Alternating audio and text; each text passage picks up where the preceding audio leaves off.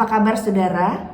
Saya Pendeta Riani Suharja, kita bertemu kembali dalam Wasiat Kekal. Tema kita pada Kamis 5 Mei 2022 ini adalah menghukum dengan berat hati. Dari Yehezkiel 11 ayat 1 sampai 25, nats yang saya bacakan adalah Yehezkiel 11 ayat 12. Dan kamu akan mengetahui bahwa akulah Allah karena kelakuanmu tidak selaras dengan ketetapan-ketetapanku dan peraturan-peraturanku tidak kamu lakukan. Saudara, seorang filsuf bernama Friedrich Nietzsche mengatakan bahwa penderitaan Allah dimulai ketika ia mengasihi manusia. Itu kata seorang filsuf ya saudara. Dengan bahasa manusia, Allah menderita ketika mengasihi manusia karena manusia ini punya banyak keinginan, punya banyak hal yang ingin dia lakukan keluar dari apa yang Tuhan kehendaki. Dan Allah tetap harus mengasihi manusia. Kadang-kadang tidak kita mengerti caranya mengasihi, dan kadang-kadang kita tidak mengerti apa yang dia lakukan.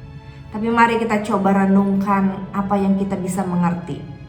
Benarkah demikian Allah menderita? Dalam teks kita hari ini, Nabi Yehezkiel diutus untuk menyampaikan penghukuman Allah bagi Israel. Israel dihukum karena para pemimpinnya tidak segan menumpahkan darah di ayat yang ke-6. Bahkan seorang dari mereka mati pada saat Yehezkiel belum selesai mengungkapkan nubuatnya. Tentu saja hal ini membuat Yehezkiel merasa berat hati sebab sesungguhnya ia juga tidak ingin saudara melihat bangsanya dihukum.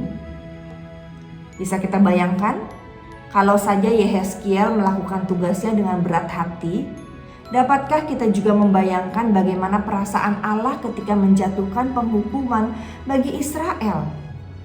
Ia tentu mengasihi Israel lebih daripada Yehezkiel mengasihi bangsanya. Tapi entah mengapa pada satu titik Allah tetap harus memberikan ganjaran atas perbuatan orang-orang yang kejam dan tidak adil yang memerintah di sana. Bayangkan, dia sudah sangat percaya, dia memberikan segalanya untuk orang-orang yang memerintah itu, tetapi orang itu tidak mengikuti Allah, tidak taat, bahkan dengan kejam membalas kebaikan dengan kejahatan Allah. Dan ketika diperingatkan, mereka juga tidak bertobat, mengaku kesalahan, dan berbalik pada Allah. Kejahatan bangsa yang sudah dikasihi Allah itu menghancurkan banyak orang. Sehingga Allah harus bertindak untuk menghentikan kejahatan itu. Saudara-saudara, menghukum orang yang kita cintai selalu menyakitkan. Buktinya Israel ini, mereka tidak merasa bahwa mereka dicintai Allah begitu besarnya, sehingga mereka membalas kebaikan dan cinta kasih Allah dengan kekejaman dan ketidakadilan. Allah merasakannya juga ketika ia harus menghukum umatnya yang berlaku kejam dan tidak adil, serta menindas orang-orang yang lemah. Kita membayangkan dengan bahasa manusiawi kita, Allah sedih, Allah menyesal, Allah berbelas kasihan kepada mereka. Karena itu, setiap kali saudara dan saya tergoda untuk bersikap kejam, berlaku tidak adil, dan menindas orang lemah, mari kita ingat bahwa Allah sangat menderita apabila harus melakukannya. Di Perjanjian Baru, saudara, tidak banyak bicara tentang Allah menghukum, tetapi Allah dengan penuh cinta mencintai manusia. Paulus yang begitu kejamnya, Tuhan tegur dan dia bertobat. Banyak orang yang begitu kejam, tidak adil, dan membuat orang lain sengsara, ditegur oleh Tuhan, bertobat, dan Allah dengan senang hati mengasihi mereka. Pertanyaannya, mau pilih seperti Siapa kita? Bangsa Israel yang setelah diperingatkan berkali-kali tetap bersikukuh dengan kerasnya, kejam, tidak adil dan menindas? Atau kita memilih mengingat bahwa Allah sedih dan menanti pertobatan kita, sehingga mari kita berubah.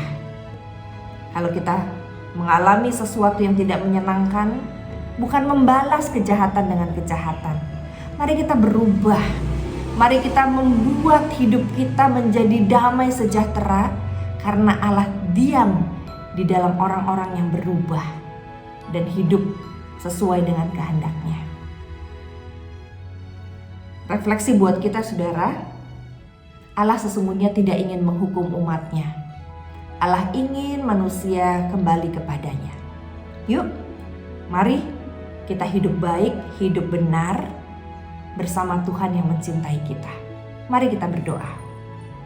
Allah Bapa yang penuh cinta, kami diingatkan dengan pengalaman Yehezkiel dan bangsa Israel bahwa sesungguhnya Allah sangat mencintai kami.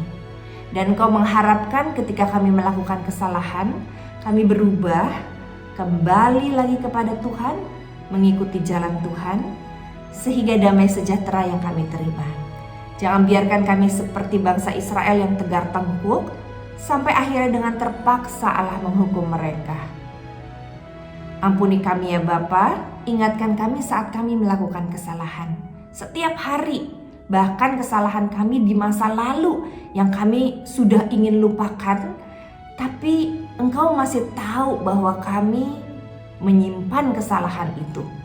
Kami berdoa hapuskanlah ya Bapa di dalam nama Tuhan Yesus Kristus, supaya kami bersih di hadapan-Mu dan kami dipakai Tuhan untuk menjadi alat-Mu, menyatakan kebaikan Tuhan, pengampunan Tuhan, kasih sayang Tuhan pada dunia ini, pada sesama kami, pada keluarga kami dan sahabat kami. Dalam Kristus kami berdoa. Amin. Tuhan memberkati saudara.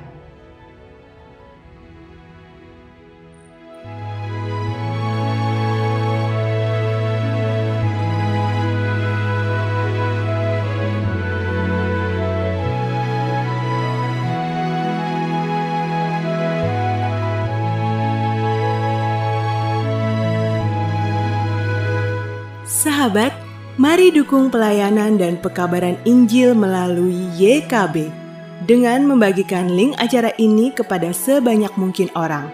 Dukungan juga dapat saudara lakukan dengan mentransfer dukungan finansial ke rekening BCA ke nomor 450 305 2990 450 305 2990 atas nama Yayasan Komunikasi Bersama.